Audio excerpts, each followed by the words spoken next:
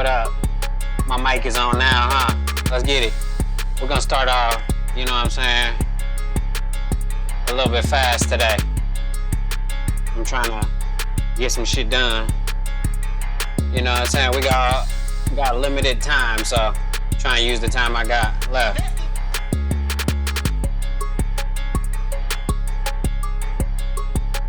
Hold on. Post a couple things real quick. We can go ahead and get started.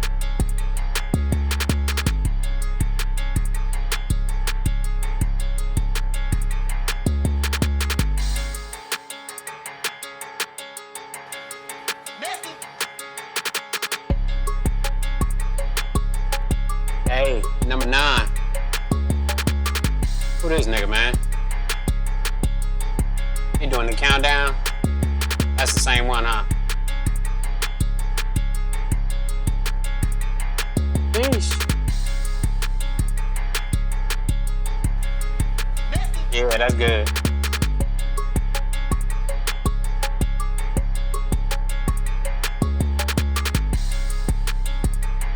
Yeah. Hey. It's Sunday. So I'm just kicking back, you know what I mean? I don't got really no plans. I was gonna probably get the car wash or some shit like that.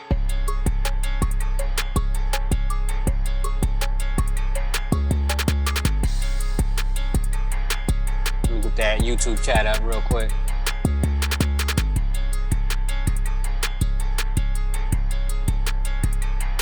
Hey, I gotta finish this beat. I ain't done with it yet.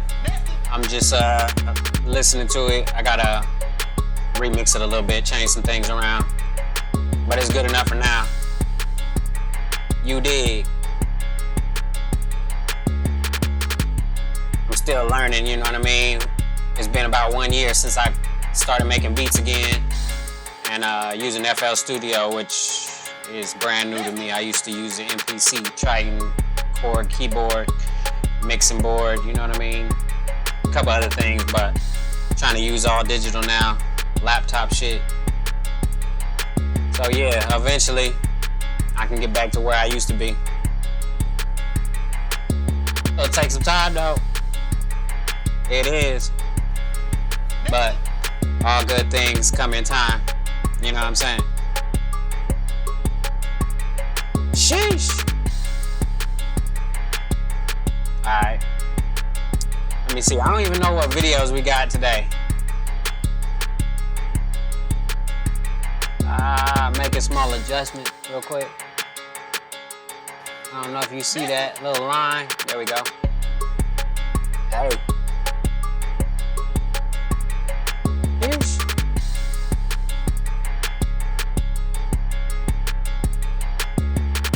It's early in the morning too. Yeah. I mean, not that early, but you know what I mean. Relatively speaking. Generally speaking, whatever you want to say. Motherfucking Sunday. Motherfucking Sunday.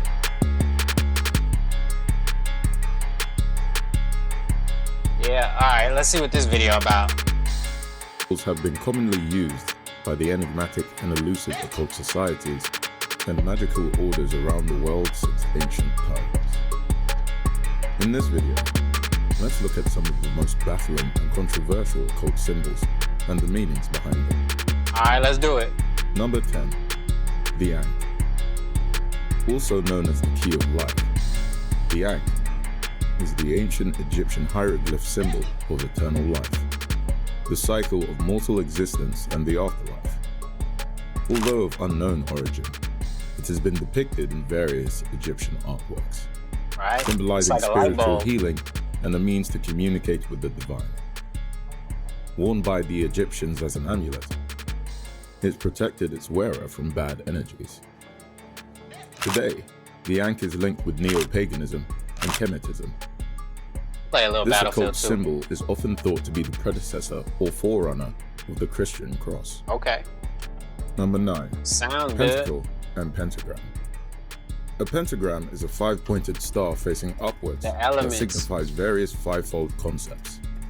When set in a circle, this symbol becomes the pentacle, symbolizing balance and harmony of the five elements within the circle that represent the universe. In Wicca, the pentacle represents the five elements and the five senses. It's also a symbol of positive power and protection. Oftentimes, it has been used as a talisman to ward off evil spirits and demons. Evil spirits. An inverted Holy pentacle or shit. pentagram signifies black magic and a contempt for the traditional occult and spiritual values.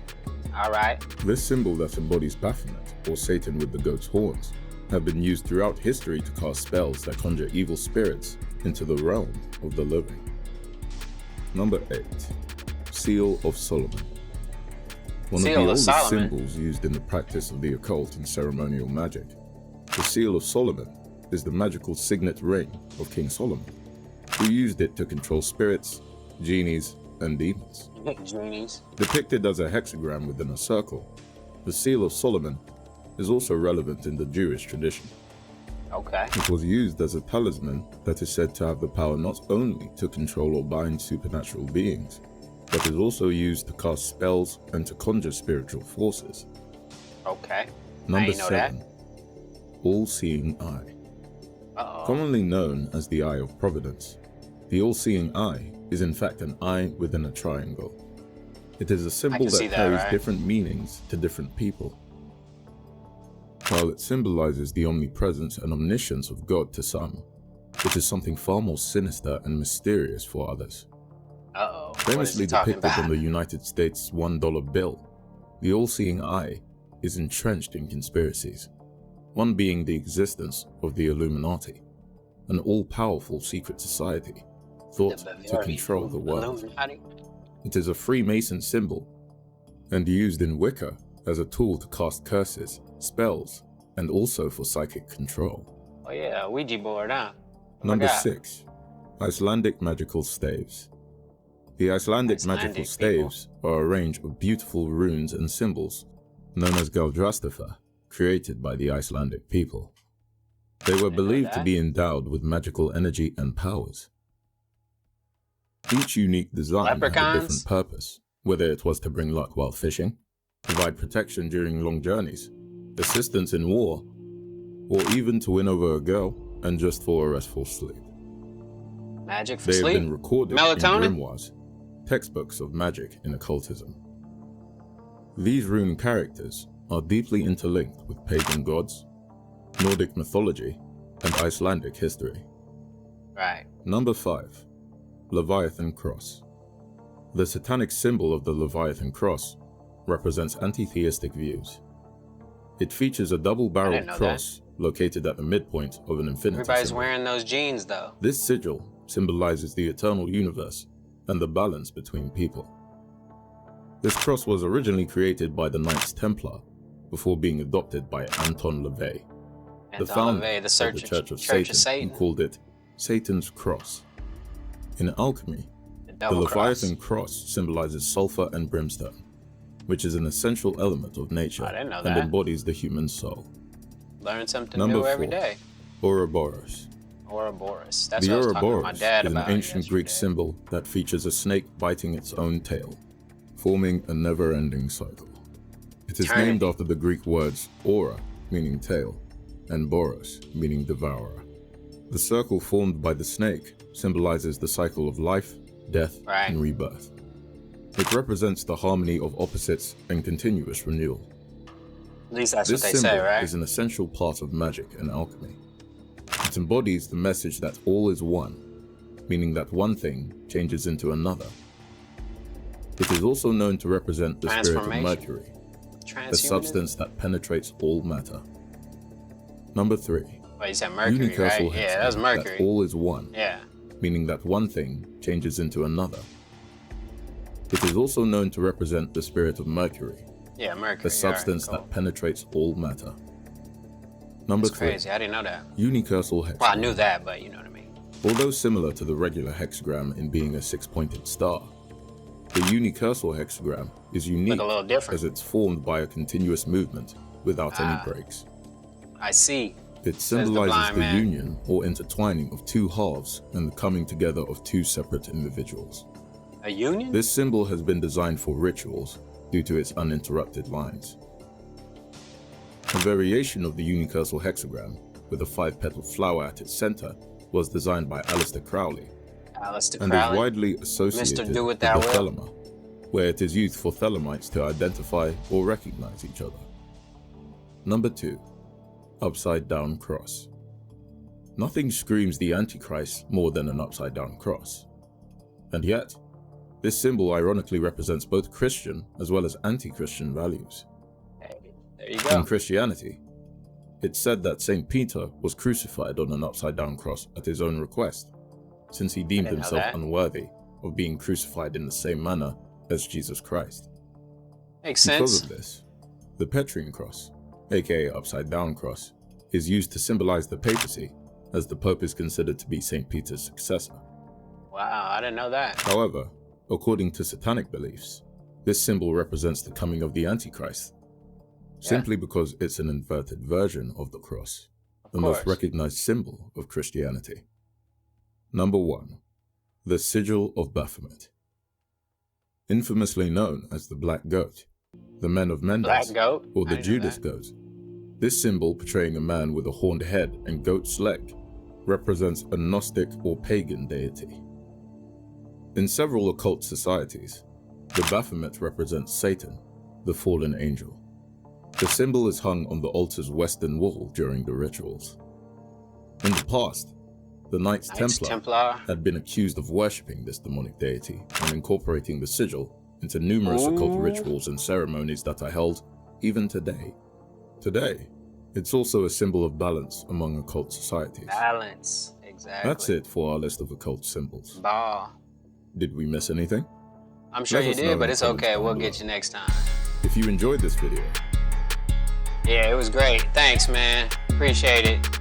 Let's see what else we got here. Oh, shit. Dropped my controller and shit, bro. It's alright. I ain't even playing no games yet anyway, so not that big of a deal. Let's see. What else do we got here? That video wasn't too bad, though. I ain't gonna lie. No cap. Looking for something that's like not too long, I guess. You know, about 5-10 minutes. Actually, I'm looking for new channels too, you know what I mean? Just new content in general, because I'm subscribed to about 1,000 people. Let's see what this guy has to talk about the Magic Square. Let's see if this is any good. Well, yes, I think it's been fun to talk a little bit about magic squares. And magic squares have fascinated mathematicians and artists as Oh, well. I know what I want to watch for too. many hundreds of years. And I'd like to show you just a not print. that. It's called Melancholia 1 by a German artist. And in this you can see a rather plump melancholy angel with various mathematical devices. She's holding a pair of compasses in her hand. There's this complex geometrical object here. There's a sphere down here, and then various tools and objects. And also we can see a wonderful comet and a rainbow. Time is passing, and up in the top right-hand corner we have a magic square. And if we zoom in on this, it's written in sort of slightly old-fashioned symbols, but somewhere. Okay, so this is written out in modern versions of the numerals, the magic square that appears in Dürer's painting of Melancholia 1. A little different. And if you look at this, you'll see that all Oh, of yeah, I see. the rows, so this row, if you add those numbers up, 16 plus 3 plus 2 plus 13 adds up to 34. And if we look down this column here, 3 plus 10 plus 6 plus 15, that adds up to 34. And then if we look along the diagonal, if I remember correctly, that's 26. And then that's also 34. And this diagonal is also 34. And we've got a 4x4 square here, notice, and we've used the first 16 numbers to fill that square. And that's your typical magic square. Now, this one really That's cool. fascinates me. I've got it hanging up at home, and I was looking at it one day, only a couple of weeks ago, in fact, and I discovered something on it that I've never seen before, and I've looked around on Wikipedia and not seen any reference to it. But if you add all the numbers in Melancholia, so if you add all the numbers of the magic square, and we've seen that each of the 4 columns has 34, so if we take 4 times 34, we get 136. And then if we look for one more number in Melancholia, it's called Melancholia 1. And if I add 1 to 136, I get 137. Oh, and this is approximately equal to 1 upon alpha, my friend, the fine structure constant, which tells us the ratio of the strength of the electrical force to the quantum. There you go. Are you suggesting there's some meaning or something? No, it's purely coincidence. But I think it's purely coincidence. But I think it's very funny, and it's not very widely known. So I think not. I'd be great if we can put it into 60 symbols and do word squares. Yeah, I mean, I've been fascinated with these things since I've been a kid, and I played around seeing if I could make them. And I started off with a nice, simple, odd 3x3 number square, and I wanted to try and make all the rows and columns add up. And I think the rather plump angel here just looks like a physicist, and she's obviously worried about infinities or integer numbers or the volume of this, and thinking about spheres, or maybe she's seen this comet on the rainbow, wondering about it. It's just a delight to a physicist to see it. Funny. So I find them. Yeah. She looks very patient, just thinking away the problems, and that's what we have to She do. look And when we get a patient? bit That's what melancholic, patience looks we have to like? press on with our calculations and do our experiments. So I find it just inspiring.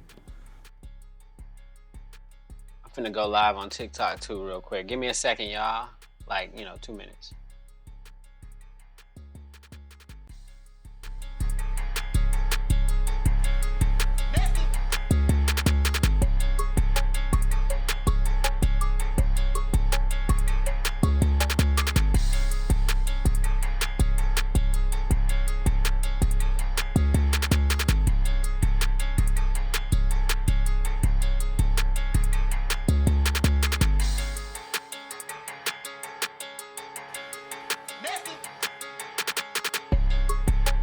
Alright, we live on TikTok as well now.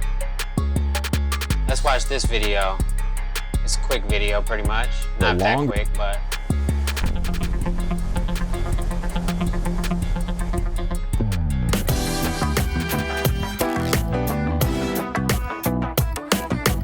smooth sounds of, wait a minute, that's not the right video. Hold on. That's funny though. Motherfucker had the jazz going like crazy. Artists would keep it secret. They would, actually. All right, this is I am going to use a 120-year-old secret optical tool Camera to create Lucida. photorealistic drawings, even if I am not good at drawing. Right? And a lot of people don't know that this tool exists. It's called Camera Lucida. I don't know, but check it out. When an artist looks down through the prism, they see at the same time their subject in front of them and the paper on the table.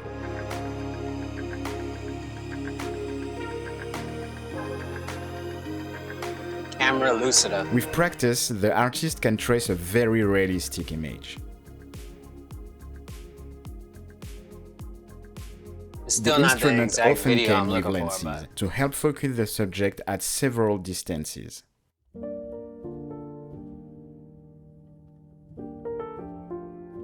Why would you assume that great artists would use it? Because artists would Exactly. use any tool available. Why wouldn't they? I mean, it seems to me odd to assume they wouldn't, actually. That's odd. People are a little bit secretive about Exactly. tools like that. Well, that was an Arndt drawing. Right. And- Madame Louise Francois and- Garin. Now, I'm pointing out, look at the head, which is a tiny bit big, and her hands in relation to the head seem But then very high afterwards? up. Yeah. You see that? I can see that. Meaning, the proportion is slightly odd, which I would have thought was caused by him using a camera lucida. Hockney used a vintage camera lucida to draw realistic portraits of his friends. and he was very impressed by the results. It doesn't do the drawing. I did the drawing. I made the marks. In the past, artists used the camera lucida to get very detailed representations of what they were seeing while traveling. To get his perspectives right, the famous painter Gustave Caillebotte was using the same tool. And the accuracy of this drawing with respect to the site has led many scholars 14 to years wonder without whether Michael he Jackson. used an optical device. Correct. And this sort of general list of devices that were available at that time included I'm looking a for that photographic original camera, video that a we're camera watching obscura, right and the camera lucida. now. It is my suspicion Obscura that and camera not only lucida. did Caillebotte use this camera lucida, but also it stood in this exact same spot. Because what I've been able to verify is that when you look down inside the prism and look at his drawing underlaid at 1:1 scale, you can see that the geometry and the drawing line up just about perfectly. Perfect. One of the great users of the camera lucida was Sir John Herschel, who created the cyanotype process. He Like a used a negative, drawing device as basically. he studied botany specimens and landscapes while traveling. Herschel's friend, William found Henry Fox Talbot, borrowed his It's only camera 1 minute. lucida and tried for weeks to draw with it. Couldn't do it. He was like, man, But he you know what? became I'm gonna make very a frustrated with camera. his results. Made the first. He spent the next Camera. several years trying to fix images to paper faster and without drawing. And the process he Like egg yolk. invented was called photography. Yeah. Duality. I went to Camera art lucida school when I was younger, but I would not made say photography happen because he couldn't draw. I was good at drawing. And I didn't practice for a very long time. Will I draw faster with this 120-year-old tool? Yes. It takes a little time to understand how to use a camera lucida and what lens to choose for a specific subject. To start, I chose something easy to draw. How easy would you say this is? I think it's a toy or something he drew. Oh, it's a fish? Oh, yeah. Because I remember there was another one. Yeah, it's going to be probably a toy. Pretty cool. With just 2 hours of practice, I was getting better results, and I There's was the starting toy I to was feel talking more about. confident about the process. Only 2 hours and he's making beautiful art. Well, they're not showing it right now, but you know what I mean. Here we go. You can see the picture on the. You can see the picture on the paper.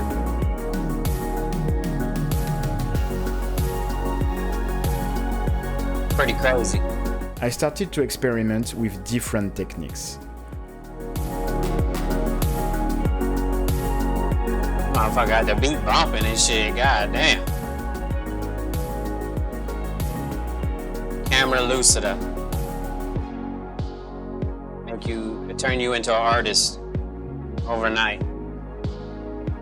If anybody wants to learn how to draw, purchase a camera lucida. And it will definitely help you out. You dig?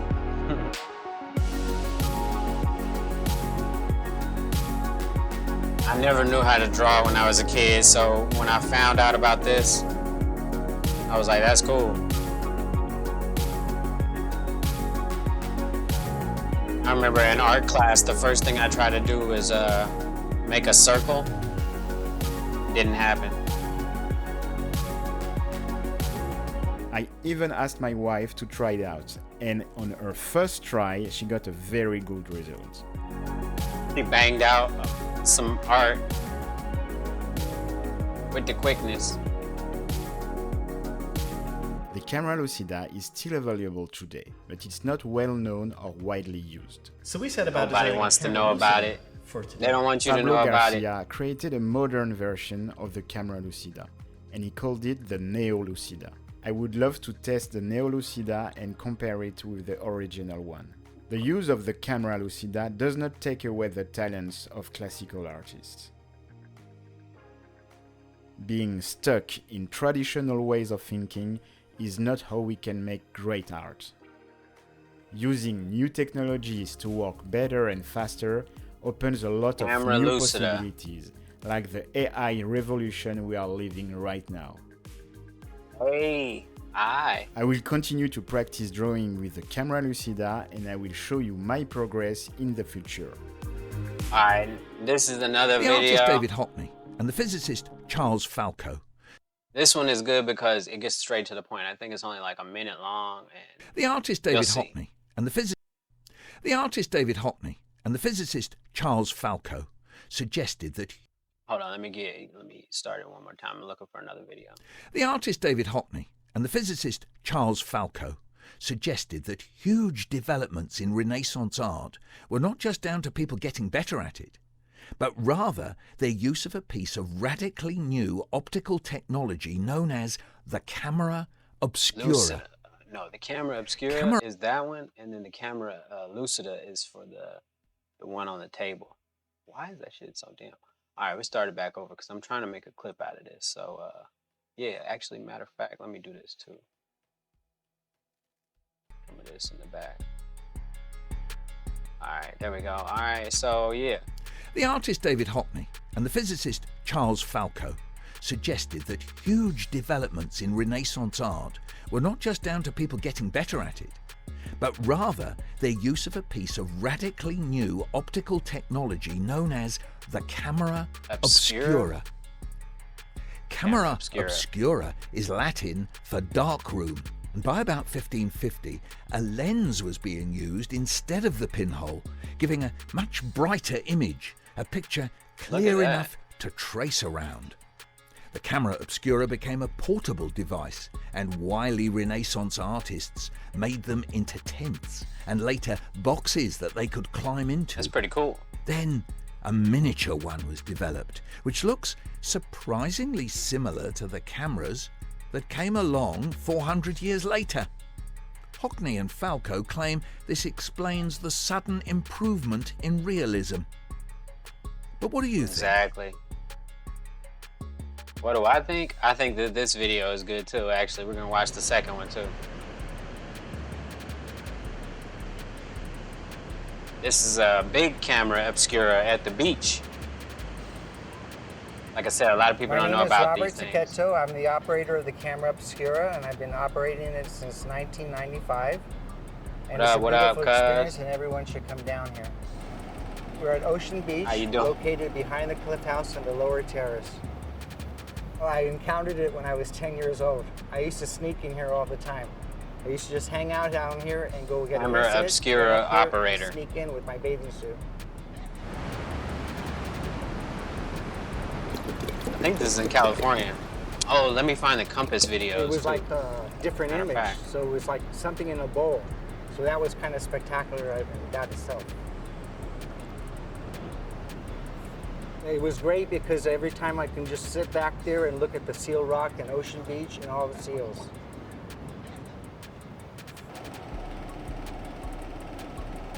Camera obscura and camera lucida. 1946. That's how they make Floyd Jennings. fine art and stuff back in the day. 1956, it was later Photorealistic changed to a camera art. look here because people didn't know Before what a camera cameras. obscura was. So the owner, Mr. Whitney's Jr., recommended it to look like a camera. It's the principle of light hitting a pinhole. So the light rays crisscross and the image is formed in a dark room. And this one here is called a pyramid camera obscura, where the image comes down. Look at that. And it's best compared That's cool. to an eye because the image is produced on a large concave table. It's ball worship again. Yes? The eyeball.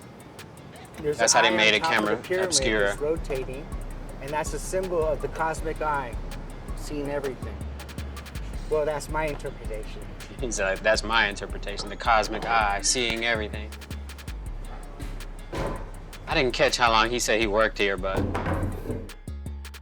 probably been working there forever.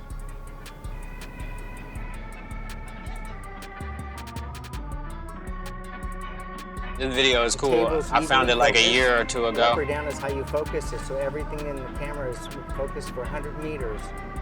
And then it rotates 360, so everything you see outside, you'll see inside. And They the can see colors are all the a way little more around them. subtle, so it gives Like that an little owl. painting look. looks like a pastel colors. So it's very beautiful. That's why it's even better inside than outside. He said it's even better inside than outside. That's crazy.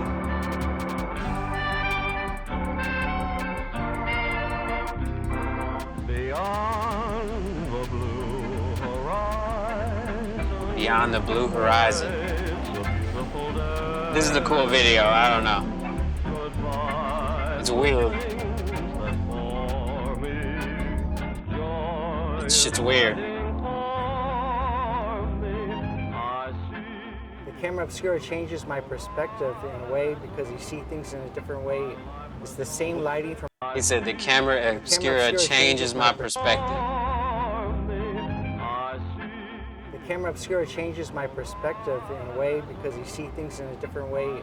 It's the same lighting from outside, but what happens when it hits a pinhole and gets captured in the dark room? It produces a different perspective of everything. So that's what makes it so I forget special. what it's called in computers technology, but we'll get to that in a second when I figure it out. I can't remember. I'll have a moment of clarity soon. Don't worry. Or worry, whatever, it doesn't matter. What is it called? Hey, that was public domain stuff too. Oh yeah, if y'all want to see that video, it's called Camera Obscura, Science in the City. Exploratorium? Yeah, okay. There you go, Exploratorium. Never seen that word ever in my life. All right, so. They really called that place an Exploratorium. All right, whatever. Let's get off that. And matter of fact, actually, I got more videos on that shit, actually. Let's see. This dude is a weird dude, so let's check him out. He probably has some cool facts about the camera obscura as well. Like I said, people don't talk about this shit. But since I've been doing research and like photos and videos and everything, I figured I might as well show it to you. Oh yeah, I'll show you the compasses that all need water too. Well, every compass needs some type of lubrication, but generally speaking, they all need some sort of water. I have here a simple yet quite magical box from the museum's collection. It's about 200 years old. It folds down into a neat package, yet once opened up, like it is now, there's nothing inside. Oh yeah. But with this box, we can capture the world outside perfectly by projecting, without using any power, what's on the outside down into a darkened space on the inside. Now, it's not he explained it pretty well. It's an object called a camera obscura, but the result definitely is quite magical. So let's see how it works. We have here this rather theatrical looking curtain, and here there's a panel with a lens in it. And this lens focuses the light for an object or a scene out here down onto a mirror on the inside. Little fat beat they got going. It's funny. The word camera is Latin for chamber or room, and obscura means dark. So what we have here is a dark room. A very simple version of this would use a tiny hole to focus the light, but by using a lens, we have a bigger hole or aperture. I found it. Get a much brighter image. 2 years ago. So what happens is the light comes in through the lens, it hits a mirror that's set at 45 degrees behind here, and then projects the scene on the outside down onto the base. All right, we're gonna restart this video because this dude explains it very well. And, you know, I was doing other stuff in the background. I'm trying to make a video out of this. I have here a simple yet quite magical box from the museum's collection. It's about 200 years old. It folds down into a neat package. 200 years once old. Opened up, like it is now, there's nothing inside. But with this box, we can capture the world outside perfectly by projecting, without using any power, what's on the outside. It's like down magic. into a darkened space on the inside. Now, it's not really magical, of course. It's an object called a camera obscura, but the result definitely is quite magical. Camera So let's see how it obscura. works. We have here this rather theatrical looking curtain, and here there's a panel with a lens in it.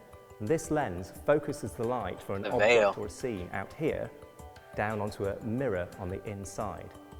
So let's have a look what's going on inside. Yeah, shall we? The word camera is Latin for chamber or room, and obscura means dark. So what we have here is a dark room. A very dark simple room. version of this would use a tiny hole to focus the light, but by using a lens, we have a bigger hole or aperture, so we get a much brighter image. So what happens is it's like a the light camera. comes in through the lens, it hits a mirror that's set at 45 degrees behind here, and then projects the scene on the outside down onto the base inside the camera. It's sharp, colourful, bright, and live, rather like a little video cool feed as of hell. the world outside. Now, not only is this quite magical, but it's also really useful, because if we place a piece of paper into the camera, draw on we can it start and to trace sketch it. the scene outside in incredibly accurate detail. And later, this Lighting sketch and might be everything. turned into a painting that would capture beautifully the perspective of the scene in front of the camera. Exactly. The perspective. Thames Vermeer. That's the painting right there. The reflection in the window, the lighting, the ray tracing. I'm just joking. I mean, it's the same thing, ray tracing. But yeah, this is how they made those crazy paintings that you see. A lot of people think that they just drew them by memory or whatever, but I mean, maybe some did, but I think a majority of them were made with this tool, the Camera Obscura or the Camera Lucida. Pretty cool. Now, the Camera Obscura is really useful for making drawings, but it is only focusing and reflecting the light. It's not capturing it. And the next big leap, beginning in the 19th century, was to use an object like the Camera Obscura and combine it with material that would alter when exposed to light and preserve the image. Exactly. This is the earliest known photograph, taken in 1826 or 1827 by Joseph Niepce. Proof. He used a Camera Obscura and put inside a chemically coated plate to capture the image. Egg yolk or egg so the whites. Camera Obscura really is a rather magical box after all. Using just a hole and some light, we have the basis for all photography, including, believe it or not, the camera in your phone. That's the beginning right there. A lot of people don't even know, but there we go. I'm trying to impart a little bit of wisdom on whoever may be watching. So there you have it. I mean, you learned a little bit of something today. You did. It's not over yet, but let me look for this other video real quick. I got it ready, but I think I misplaced it. At least I thought I had it ready. Oh, here we go. Yeah. Let's get it. This is the same technology, but in computers now, all right? Same technology as Camera Lucida and Camera Obscura. The concept is in video games.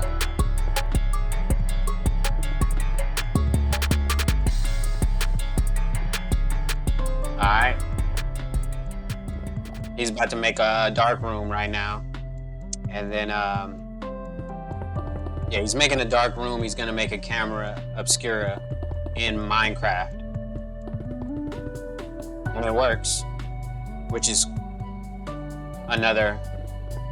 whole nother conversation. There's another video that showcases this too. I'm gonna try to find it.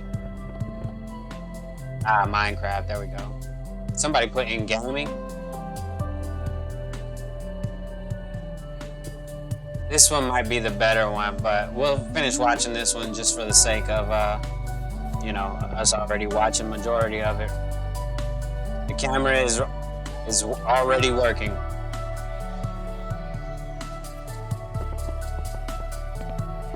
See, anything built in front of the camera is gonna be inside the dark room. This is in a video game. They match the geometry of the world so perfectly that they can make a Camera Obscura in a virtual world. I saw this a couple years ago. Like I said, I saw this a couple years ago when ray tracing was coming out. RTX ray tracing.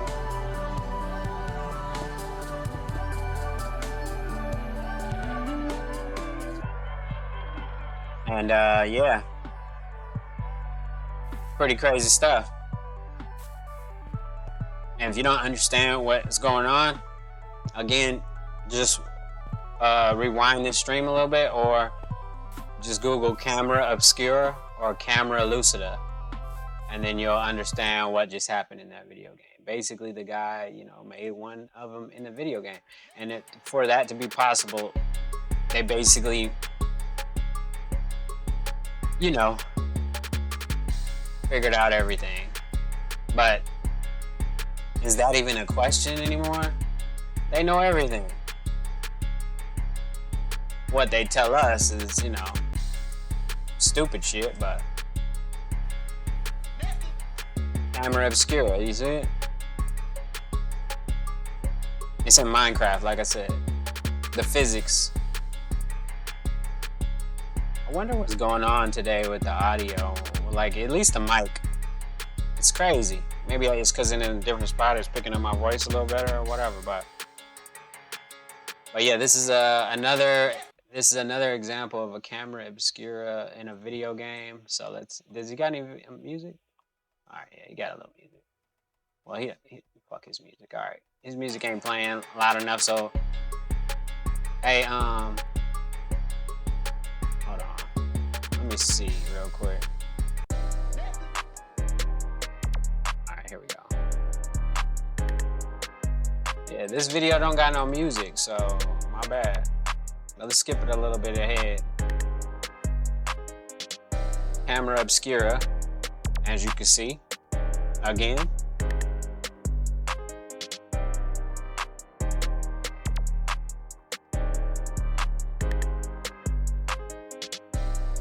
They already built it in this video, it looks like, so we won't actually get to see them build it. But you guys get the point. You've seen it in the last video, but let's take a look at it. Pretty crazy though, right? If you understand the concept, it's pretty crazy.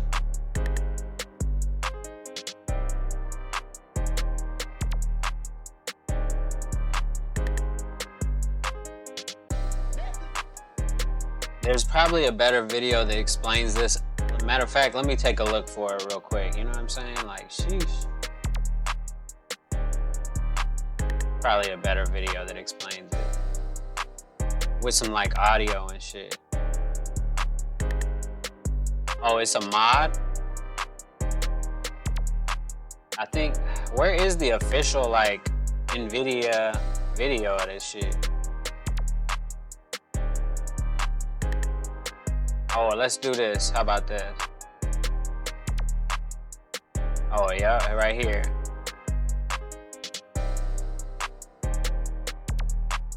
Hey. What happened? Come on, bro. What? NVIDIA.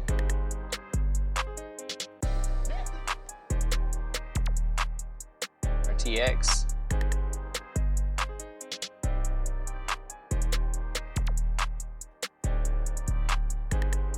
Alright, fuck it. This has got to be it then. This is not it. Actually, wait. Was that better? Oh, no, that's the one we already saw. Yeah? Okay. Yeah, it's crazy. They must have took off the one that it was like years ago. NVIDIA put it out.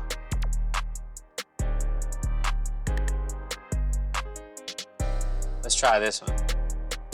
See what this guy got going. Oh, it's a kid. Nah. Never mind. Never mind.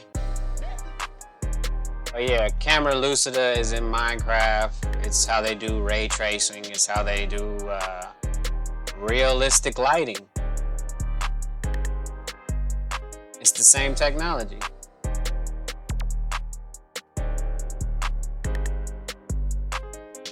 That's crazy. Where's the video at though? Let's go mod. How about that? So many pictures.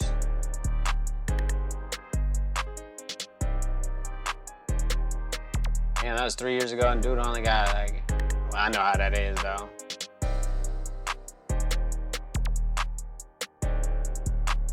It's crazy. crazy amount of shit on Minecraft. Actually, let me take the Minecraft out of it, because that's fucking giving me too many search results that I don't want. Hey, let's check this one out. He's saying he gonna build one. Nah, that's like 7 minutes though, actually.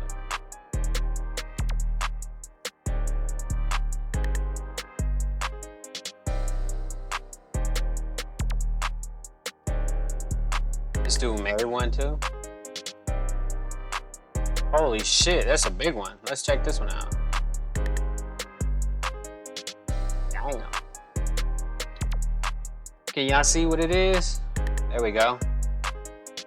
The big box they made out of plywood and shit. Let's see if they got some music and shit too.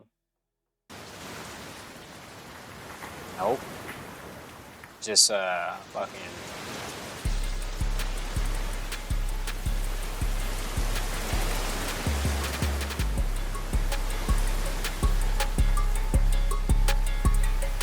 Camera Lucida being produced as we speak. This dude got out and got right back in his car.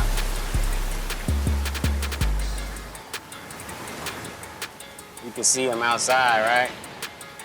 That's inside the box.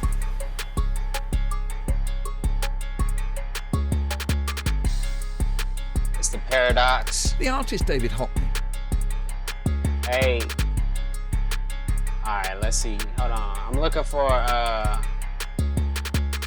we did Camera Lucida, Camera Obscura.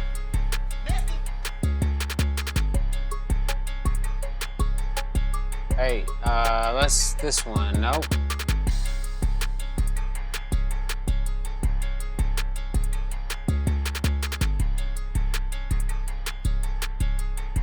Here we go. I think this is it, right? No? Yeah, fuck it. Let's do it. Do it live. Here are some of the early optical devices used in photography and fine art. Once fine art, she said. Discovered she right. And mechanics of the camera obscura were refined. First was the camera lucida that was used to split the vision between a sitter in front of the artist and the paper on the table in front of him, so that scientists understood that the brain was receiving two separate messages and were able to merge the two as one. So the artist was able to look through the camera lucida to see the subject in front of him and essentially trace the subject as he was perceiving it on the paper. Tracing. We thought they was like. And then we have an real image artists. of a camera obscura light box that an artist would use to point at whatever subject, either a sitter, a landscape, or another piece of artwork, and then trace the image on the light box top. And then the bottom right, we have one of the first color photograph viewers called the Autochrome, developed by the Lumiere brothers, where the actual Autochrome, like a transparent slide, sat on the top slot, and then the image was projected and reflected onto a mirror so that the viewer could actually see a full color image. She explained it very well. You know what I'm saying? Like, I thought I was gonna have to find another video, but damn. Represent certain aspects of our surroundings. To assist in capturing this reality, they began with this, the camera obscura. The idea of the camera obscura is seen as early as the 4th century BC through the writings of an old Chinese philosopher, Mozi. Over the next millennia, it had been used by many a person, from Roger Bacon to Leonardo da Vinci. This camera does not capture images per se, but rather manipulates them. The light that is reflected off an external structure, for example, a building, comes into a room or box with a small hole in the side. Got the old Joe shit going. Due to optical inversion, is then reflected upside down inside the box, in complete detail and color. I like this video too. With this, I'm gonna start it over a little bit. The camera obscura. The idea of the camera obscura is seen as early as our surroundings. Obscura. To assist in capturing this reality, they began with this, the camera obscura. The idea of the camera obscura is seen as early as the 4th century BC through the writings of an old Chinese philosopher, Mozi. Over the next millennia, it had been used by many a person, from Roger Bacon to Leonardo da Vinci. This camera does not capture images per se, but rather manipulates them. The light that is reflected off an external structure, for example, a building, comes into a room or box with a small hole in the side. The light, due to optical inversion, is then reflected upside down inside the box, in complete detail and color. Here is a real-life example of a camera obscura. As you can see, a hole has been cut into the wall, and the images from the outside have been reflected onto the inside. Yeesh. That's cool. The camera obscura was among the first discoveries made in optics. Eventually, it led to various innovations, such as eyeglasses and laser beams. So how did we get something like this from the camera obscura? Let's go back to the Burgundy section of France, the year 1826. Joseph Niepce, a French inventor, had been experimenting with light-sensitive materials for quite some time. He was incapable of light-sensitive... She definitely, because wait a minute, was this video out? Yeah, it's 8 years ago, definitely. I didn't find it a couple of years ago when I was Joseph Niepce, a French inventor, the Burgundy section of France, the year 1826. The Burgundy section of France. From the camera obscura. Let's go back to the Burgundy section of France, the year 1826. Joseph Niepce, a French inventor, had been experimenting with light-sensitive materials for quite some time. He was incapable as an artist, so he used his knowledge of chemistry to develop a bitumen solution, which he coated on a pewter plate and exposed to 8 hours of sunlight, capturing the first photograph known to mankind. Hey, there go that picture again. After his death in 1833, Niepce's understudy, Louis Daguerre, took this idea and geared it towards public use in the form of a daguerreotype. This invention became vastly popular, but, as with any piece of technology, it had its issues. For one, during capture, each person would have to sit completely still for many minutes. Hence, why people in these photographs tend to look unhappy. That's funny. It was difficult to hold a grin for the duration of the exposure, so many opted for a neutral face that sometimes came off as angry. A neutral face? That's what they With daguerreotypes, retaking an image really wasn't an option. So, in the year 1900, Kodak released this, the Kodak Brownie. Kodak, not Kodak Black. The Brownie was the introduction to everyday photography as we know it today. As you can see, this is basically a miniature version of the camera obscura, with a hole cut out here that has a lens put in it, rather than a pinhole. Good vibes, this allows a more concentrated amount of light to flow into the camera, thus allowing a shorter exposure time. Through the viewfinder on the side, you are able to see what you are taking an image of, though it is upside down, as it was with the camera obscura. Right. Simple. In order to capture the image, light-sensitive film would be placed here. The consumers of this product would never develop the images themselves, hence the tagline, "You press the button, secret. We do the rest."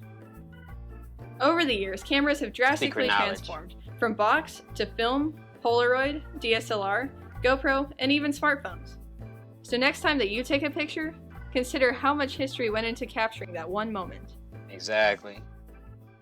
That's a good video. Like I said, I was searching this information a year or two ago, did not find that video, so that's cool. Check this one out. The camera obscura is a device to start all the history of photography. In Latin, camera obscura means dark chamber. The term comes from the original device in which a completely black room had a small hole put through a wall that showed the image that was reflected through the hole just flipped. The idea first came into concept around 400 BC, when Moti claimed that an image was flipped upside down, as the light from one thing travels in straight lines. Aristotle put practical use of Moti's ideas by examining the light that traveled through a small hole in between tree leaves during a solar eclipse. The Arab scientist Al-Hazzan in the 19th century created the first real dark chamber, in which he took a completely dark room and put a hole in the wall that showed the light from the object outside the room to the opposite wall. The next users of the camera obscura were those during the Renaissance, like Leonardo da Vinci. They used the camera to add dimension and perspective to their drawings. And they didn't tell people. It was not until 300 years later when Johann Hendrik Schultz discovered that an image would be preserved for a little when exposed to a silver compound when light changed the appearance. In order to provide a more publicly accessible product, two men of the 19th century, Henry Fox Talbot and Louis Daguerre, created two competing ways to produce images. Talbot used a Camera-type paper covered in silver iodide coating that created a lasting photograph of the image from one negative. Although the paper allowed many copies to be made of the image, Daguerre's chemistry method beat out Talbot's method by using a silver plate produced a sharper image, even though the new image had to be taken each photograph. Some modern photographers, like Abelardo Morel, use the camera obscura's technique today by making a smaller hole on a window and covering the rest, having an image appear on the opposite wall, then take a photograph of the projected image. That's another good video on camera obscura. So there is more information than it was when I researched it a while ago, or at least YouTube's algorithm is showing it to me today instead of when I was looking for it a couple weeks ago or whatever. But give me 1 second. I have to handle some shit real quick. I'll be right back. Like you know, just give me 1 second though. I'll holler at y'all in a second. All right.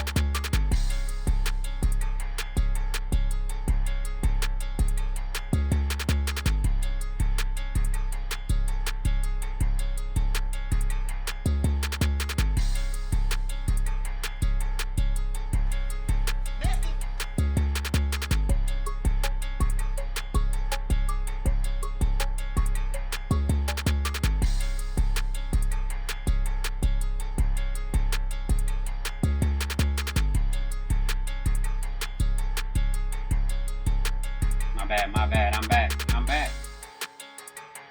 That wasn't that long. You know what I mean? Absence makes the heart grow fonder. Don't trip. Let me put that mic on though. Hold on. Sheesh. Supposed to have a mic on before. Hey, but you know what I'm saying? Behind the scenes a little bit. Hey. But yeah, I got another video, but let me find it real quick. Sheesh. We're on some camera lucida shit today. At first we was on some, some other shit, but now we on some camera lucida shit today. There you go. He said might have been, but I'll go on a limb and say it was definitely around. Cause why not? I don't owe you motherfuckers nothing, so, but whatever. I'm just joking. But nah, yeah. It was definitely around. There's so much evidence to support the fact that they knew how to capture imagery or images. So yeah, there's that.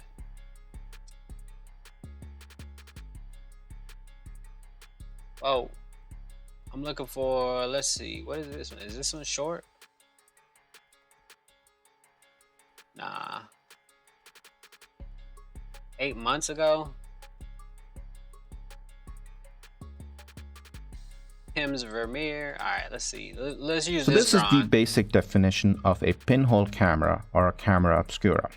The basic idea is that if you have a 3D scene and if you can create a small So this is the basic definition of a pinhole camera or a camera obscura. The basic idea is that if you have a 3D scene and if you can create a small device like this one, which basically has a small hole, a pinhole, then all the light from this 3D scene would go through this pinhole, and if you put some sort of a screen or a sensor inside this box, it will appear upside down inside this box. The simplest definition of a camera therefore would be is basically how light goes through this hole is generated upside down and the back of this box, and if you notice, all the light is basically going in from one hole and appearing upside down here.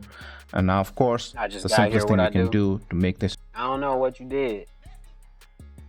Hello, Donald Trump. How you doing?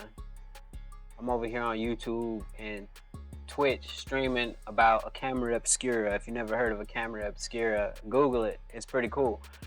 It'll take you like 5 minutes and research it and give you something to talk about too. Into a camera that would Oh shit, what is that language? I don't know how to speak that language, bro.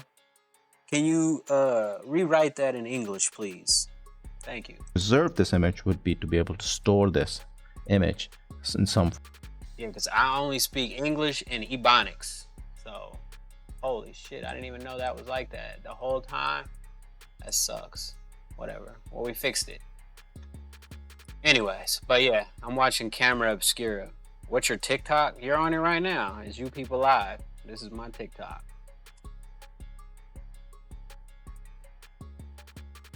Like, share, and subscribe. I guess that's what the kids are saying these days. You know what I'm saying? You dig? Nah, just playing. Hey, she look good. I'm looking at Instagram chicks while I'm on YouTube watching videos about Camera Obscura and, you know, just chilling. It's Sunday. We vibing out, learning some new shit. You know what I'm saying? I feel like if you stop learning, man, that's like the day you like, you know, start getting sick and dying. So this is the basic definition. Again, we learning the Camera Obscura and how you can make a dark room, and that's how they started. The first camera is a big room. They put a pinhole in it, and they put a lens over it, and then it shines the image on the wall, and then they can trace it. And a lot of Da Vinci used to use it. Tim's Vermeer was made using the camera Lucida. Obscura, it's the smaller version, but he used both though, really. So there you go. He said somebody ordered pancakes. I just sipped scissor. I get it. I fuck with it too. So this is the basic definition of a pinhole camera or a camera obscura. The basic idea is that if you have a 3D scene and if you can create a small device like this one. That's definitely Yeezus' quote. It's coming from Romans 12:9 as well. Yeah. Which basically has a small hole, a pinhole, then all the light from this 3D scene would go through this pinhole, and if you put some sort of a screen or a sensor inside this box, it'll appear upside down inside this box. Instagram let all the hoes and the prostitutes and just the general scallywags on the internet do whatever.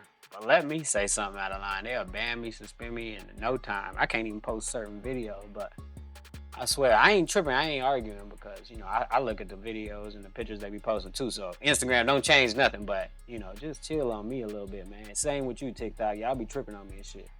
Simplest definition. I just seen Grindface got suspended today for posting something that didn't even have a fight, but everybody else getting to post fights. It's crazy right now. So this is... But yeah, back to the Camera Obscura and Camera Lucida. And then we might even play Battlefield today. I just been chilling though. I haven't even played the goddamn game. This is the basic definition of a pinhole camera or a camera obscura.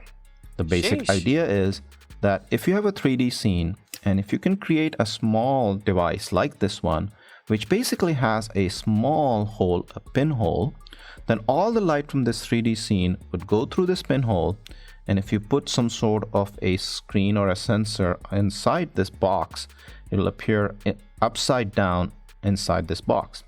The simplest definition of a camera therefore would be is basically how light goes through this hole. So this is the basic definition. I'm trying to show y'all. Actually, let's see Plato's allegory. Is that what it is? Yeah, the cave allegory. Plato's cave allegory. Man, I swear. Y'all finna learn today. Now I'm just playing. Let's look at Plato's allegory and with what we've already been talking about, or I haven't been talking about it. I've just been showing y'all, but the Camera Obscura and the Camera Lucida. What is this video on Instagram? Sheesh. All right, that's a better video. All right, but yeah, if you research the Camera Lucida, the Camera Obscura, and Plato's allegory with the cave, you'll probably see a little bit of similarities on early understanding of how your iris works, and photography, which is crazy because that was either history is not chronologically correct or something's up. So this is the basic definition of a pinhole camera or a camera obscura. The basic idea is that if you have a 3D scene and if you can create a small device like this one, which basically has a small hole, a pinhole, then all the light from this 3D scene would go through this pinhole, and if you put some sort of a screen or a sensor inside this box, it'll appear upside down inside this box. The simplest definition of a camera therefore would be is basically how light goes through this hole is generated upside down in the back of this box. And if you notice, all the light is basically going in from one hole and appearing upside down here. And now, of course, the simplest thing we can do to make this into a camera that would preserve this image would be to be able to store this image in some form or the other. I'm just showing you a few more examples. These are the classic examples of pinhole cameras. And I did mention earlier that this definition of a camera has existed from about 300 to 400 BC, where you would put a light source here, go through a pinhole, and an image would be formed upside down inside the box. And this was a classic method used in the old days also, where basically 3D scenes like this would actually be captured through a pinhole upside down, and people would actually use various types of sketching mechanisms to preserve this. And they would actually do sketching or painting on a wall to preserve this. Of course, we have many different methods of preserving this. Nowadays, and there's a whole lot of stuff about both films and, of course, digital sensors that can do this. I gotta go get my car washed. Sheesh. Oh yeah, but let's look at the Plato's allegory real quick. See if I can find something that's not too hard to understand. This one looks easy to understand, because you know, not just I already understand this shit, but yeah, trying to help y'all understand it. This is the last video on Plato, and we're going to take a look at the analogy of the cave. We will consider the details of the analogy and then look at the meaning and purpose in relation to Plato's theory of forms. Plato told an analogous story to illustrate his theory of forms. Imagine a group of prisoners chained since childhood in an underground cave. They are unable to move their heads, able and purpose in relation to Plato's theory of forms. Plato told an analogous story. This is the last video on Plato, and we're going to take a look at the analogy of the cave. We will consider the details of the analogy and then look at the meaning and purpose in relation to Plato's camera obscura, camera lucida. Plato told an analogous story to illustrate his theory of forms.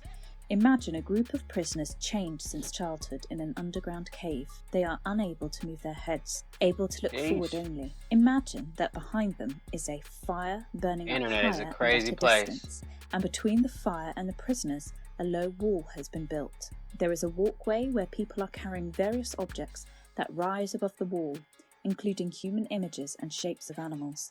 The fire casts shadows of the figures and objects onto the wall in front of the prisoners. Plato argued that such prisoners would deem reality to be nothing else than the shadows of the artificial objects. One of the prisoners is freed from his shackles and compelled to stand up suddenly, to lift his eyes to the light, and in doing all this felt pain, as the brightness of the fire hurts his eyes, so that it is difficult to see the objects casting the shadows. He is told that what he had seen before was all a cheat and an illusion, but that now he saw more truly. He is then dragged by force up the ascent, which is rough and steep, out into the light of the sun in the outside world. It is difficult for his eyes to adjust to the brightness, so that he struggles to see. At first, he can only bear to look down at the shadows and reflections in the water, and later the things themselves. Couldn't even look at the light, it was so bright. And from these he would go on to contemplate the light of the stars and of the moon.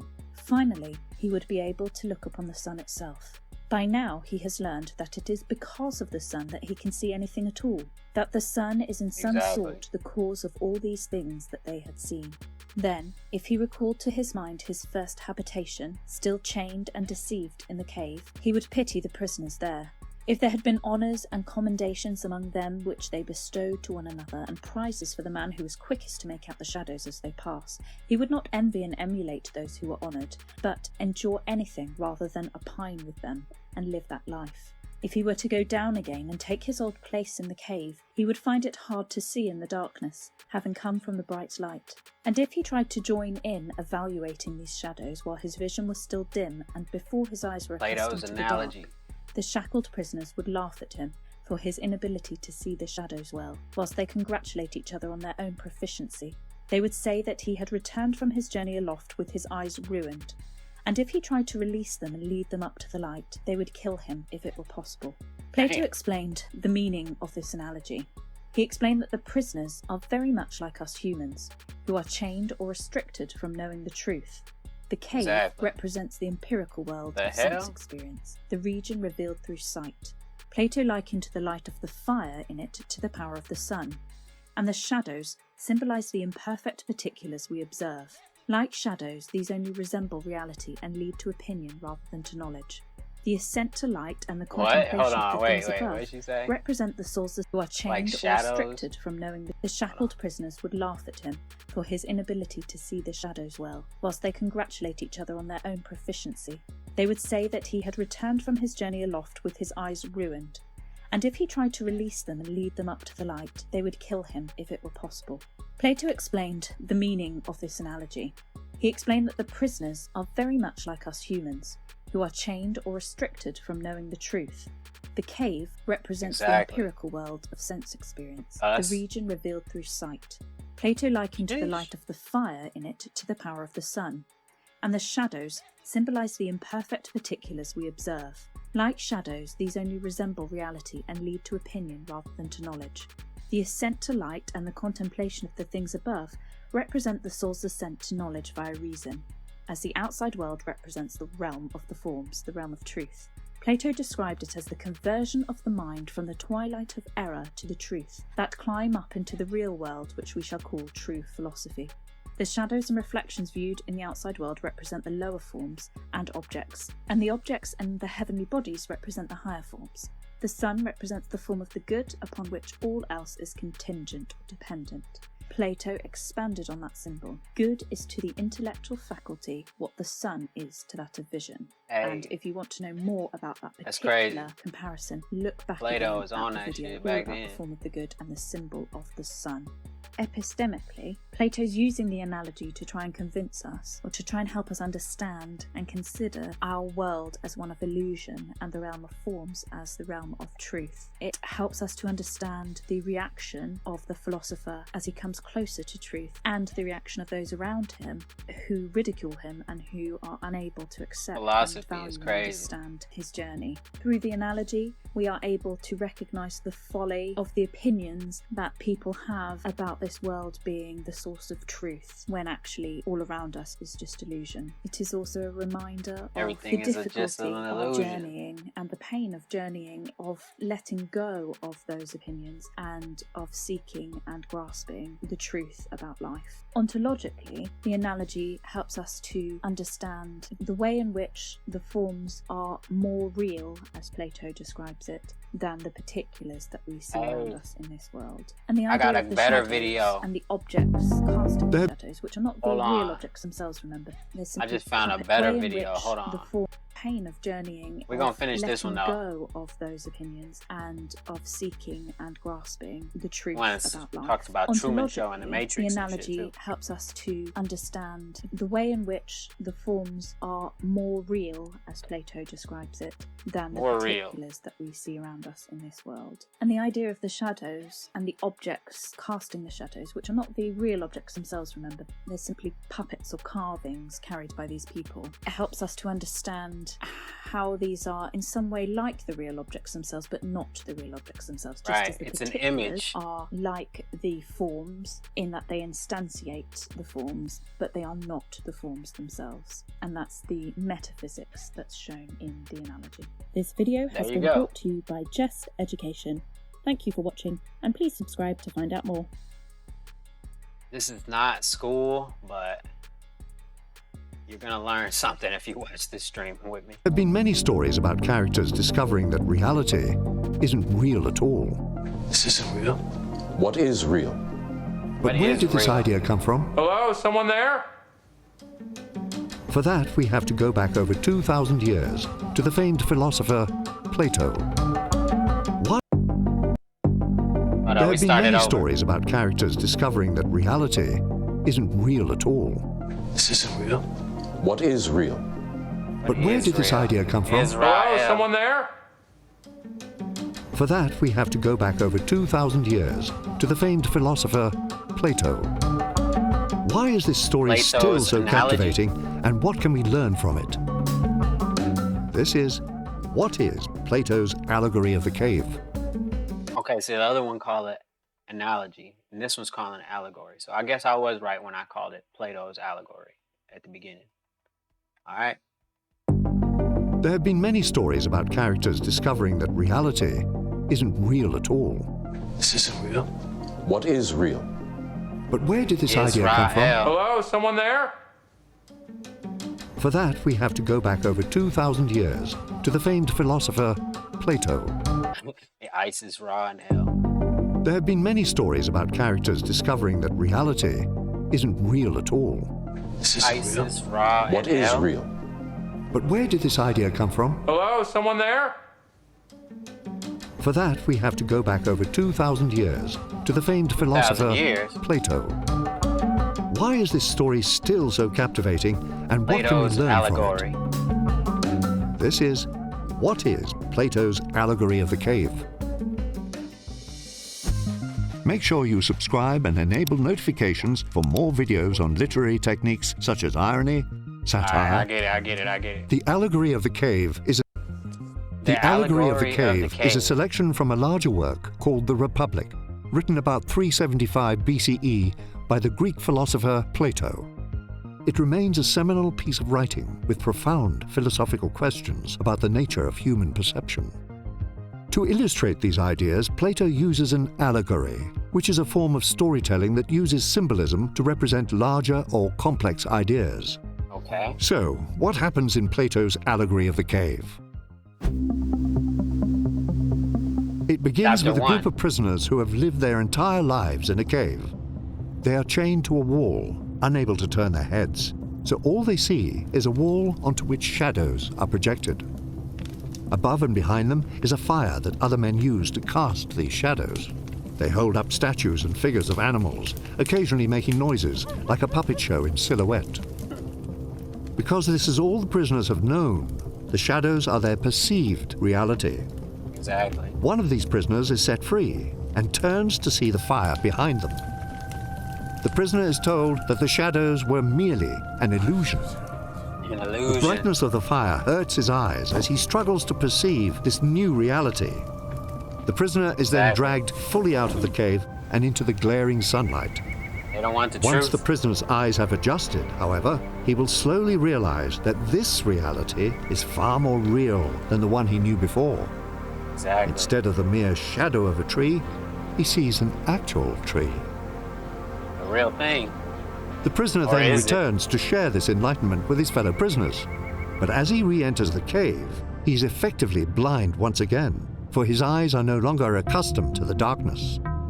Seeing his Not blindness, anymore. his fellow prisoners assume that he has completely lost his mind. They mock They're him like, "Yeah, for right, leaving the bro." cave in the first place, and vow to kill him if he tries to make them do the same. There ends the story. So what are we meant to take away from this allegory? Let's look at the various meanings and interpretations. Chapter 2. Give me 1 second. We'll be right back on chapter 2.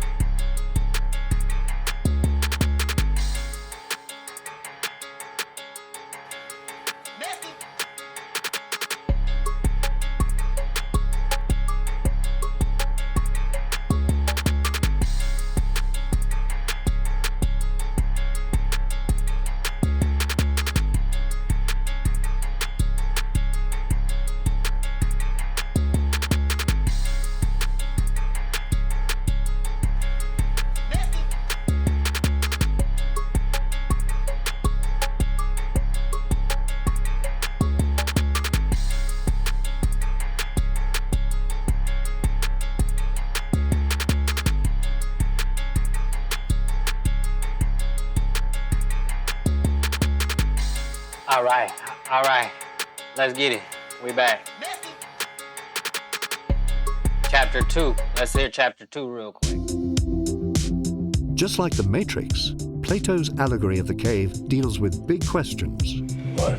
The quest for enlightenment. Remember, all I'm offering is the truth, nothing more. The nature of reality. How do you define real? If you're talking about what you can feel, what you can smell, what you can taste and see, then real is simply electrical signals interpreted by your brain. And overcoming those who would keep us in the dark. As long as the Matrix exists, the human race will never be free. In the cave allegory, Plato describes the journey from ignorance to enlightenment, much like the process Thomas Anderson endures to become Neo. Why am my eyes hurt? Much like You've never used them before. The camera obscura. As Plato describes, the journey upwards is the ascent of the soul into the intellectual world. Those who seek and attain this enlightenment would understand greater truths about our existence. There is no spoon? Then you'll see that it is not the spoon that bends, it is only yourself. The knowledge Neo attains becomes a great weapon against the machines. Plato argues that in order to create a utopian society, we should be ruled by those who have seen the light, rather than those who choose to see only the shadows. I choose the Matrix. The Matrix isn't real. I disagree, Trinity. I think the Matrix can be more real than this world. After he learns the truth, Neo reluctantly becomes this leader, the one who will free the rest of us. Neo, the but one. where the Matrix diverts from Plato is in the ending. Inverted. Those who Neo liberates treat him as a savior, not as a threat. Neo, please. I have a son, Jacob, aboard the Gnosis. Please, watch over him. I'll try. But as an allegory that uses symbolism, the meaning of those symbols is subjective. In most interpretations, the prisoners represent us, the average person. But who are the shadow makers and puppeteers? In The Matrix, these are the machines and their representative, Agent Smith. But they might represent any authority or power structure. Listen to me, Truman. There's no more truth out there than there is in the world I created for you. They could be politicians whose aim is to keep us passive and ignorant. There's 100% certainty of impact. Call it 70% and let's move on. But it's not even close to 70%. You cannot go around saying to people that there's 100% chance that they're going to die. You know, it's just... They could be the media, showing us images that we build our realities around. Classic. They could be religious figures, interpreting the divine for us. Our spirits live on in the whole of time, exist in many vessels through time. This is the vessel you're existing in now. They could even be our parents, imposing their own beliefs on us before we formed them for ourselves. That's my little scholar. Today, honor student. Tomorrow, UN Secretary General. The ancestors would be so proud. We're still studying the allegory of the cave because the questions Plato asks are still relevant. And for storytellers, we get a perfect example of an allegory that can be interpreted in many ways. Let's look a little closer at what writers can take from Plato's allegory. Whether you're working in theater, film, fiction, or even video games, there is a lot of inspiration for storytellers to find in Plato's allegory. All these people here are players. We live in the real world. But you only exist here. It's why you can never leave Free City. On a structural level, the allegory of the cave is a concise illustration of a 3-act structure, following the imprisonment in Act 1, the departure from the cave in Act 2, and the eventual return in Act 3.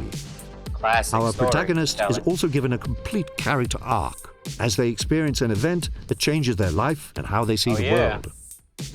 But the most valuable lesson is how Plato uses allegory to express rather complicated ideas with a simple plot and meaningful imagery. Right, exactly. Just as the shadow of a tree merely suggests a real tree, Allegories use symbolic characters. Residents in Tembiso rioted for the third consecutive night in an attempt to remove all the aliens from their township. Plots. These are people you're about to... No. They're fly-bitten savages that live in a tree. Oh, Avatar. And imagery to represent other things. Star Wars, Remember this as the last day of the Republic! Hey, Films like The Truman Show, The Empire, Room, and Us all take direct inspiration from Plato's allegory of the cave. But other films also use allegory as a vehicle for their own underlying messages. Advertising has us chasing cars and clothes, working jobs we hate so we can buy we don't need. Exactly. Snowpiercer uses the idea of train cars to represent the segregation and inequality between socio-economic classes. Curtis, everyone has their preordained position. And everyone is in their place except you. That's what people in the best place say to people in the worst place.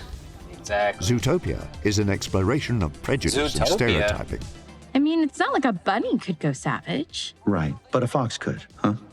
Nick, stop it. You're not like them. Oh, there's a them now. The Lobster is a satiric commentary on conformity and social norms. Congratulations. That movie. I haven't the seen course of your relationship will be monitored closely by our staff and by me personally. If you encounter any problems, any tensions, any arguing that you cannot resolve yourselves, you will be assigned children. That usually helps a lot. That's funny. You'll be assigned children. Allegory is a powerful tool that storytellers have been using for millennia. Now, it's your turn. If you're brainstorming a plot with complex ideas or challenging subject matter, go back and read Plato's Allegory of the Cave, and you might just see the light at the end of the tunnel. Make sure you subscribe and enable notifications to stay in the loop for more filmmaking videos. Lucida. It's all the same shit, man. Plato's Allegory. If you learned anything today, hit the like button, subscribe, whatever, if you want. I don't care. But, yeah, shit. I'm finna try to get a couple kills real quick.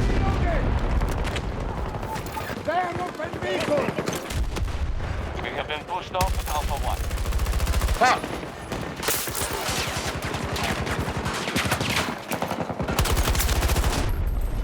He was right there. He didn't even know. Oh, his partner saw me though. Got a couple kills though. Can't be mad at that. What, 3? Real quick, 2? 2 quick kills, real quick. Unlimited lives, so I'll just die right now while it's unlimited lives. Maybe that'll help me out. Oh, we're getting pushed back. All right, so let's start here.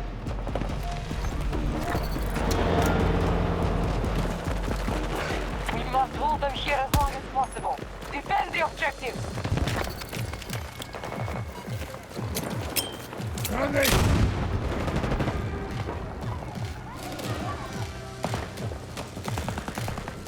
Where the fuck are these guys at? They're gonna be here in a minute.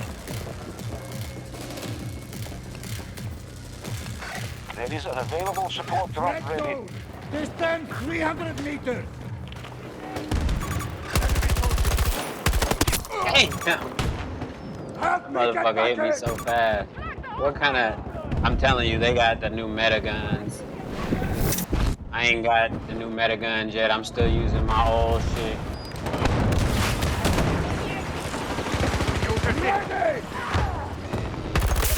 Got his ass though. Why'd you kill yourself, bro? I was coming to get you, my guy. Oh, how did I fucking miss that? Crazy. Reloading.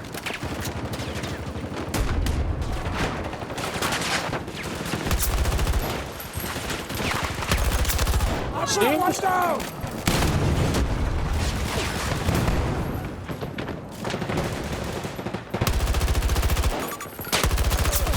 Got your ass.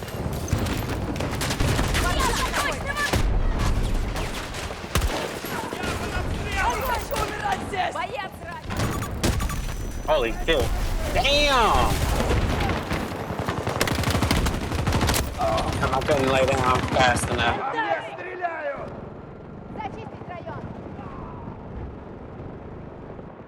But yeah, on that note, I'm finna holler at y'all later. I got some other shit I gotta do. But yeah, I hope y'all enjoy. Peace, man.